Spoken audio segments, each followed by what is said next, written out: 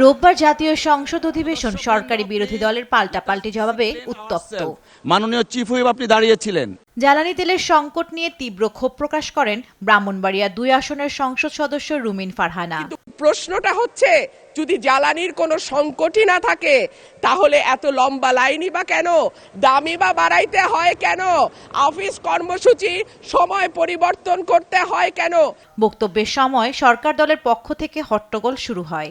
এ নিয়ে বিরোধী দলের নেতা অভিযোগ করেন, রুমিন ফারহানার বক্তব্যের সময় ট্রেজারি বেঞ্চের সদস্যদের আচরণ নিন্দনীয়। সম্মানিত কিছু সদস্য এমন কিছু অঙ্গভঙ্গি করেছেন। ভিগো ওয়্যার গার্ড প্রয়োজন মতো বাঁকানো যায়, অধিক চাপেও ভাঙে না। ভিগো, যেটা আমার বিবেকে আঘাত লেগেছে। কুমিল্লা ৪-এর সংসদ সদস্য হাসনাত আব্দুল্লাহ বলেন, চিফ হুইপের কার্টুন সামাজিক মাধ্যমে শেয়ারে মামলার ঘটনাটি সঠিক নয়। হুইপ মহোদয়ের যেই মিমটি শেয়ার করা হয়েছে সেখানে কোথায় যৌন নির্যাতন করা হয়েছে?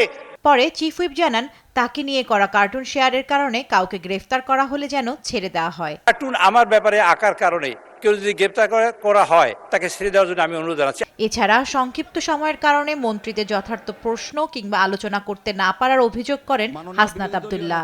আমাদেরকে আমাদের এই মৌখিক প্রশ্ন উত্তর পর্বটি যদি আপনারা বাদ দিয়ে দেন তাহলে আমরা কাদের কাছে প্রশ্ন করব? জান্নাতুল মোহনা, দেশ টিভি, ঢাকা।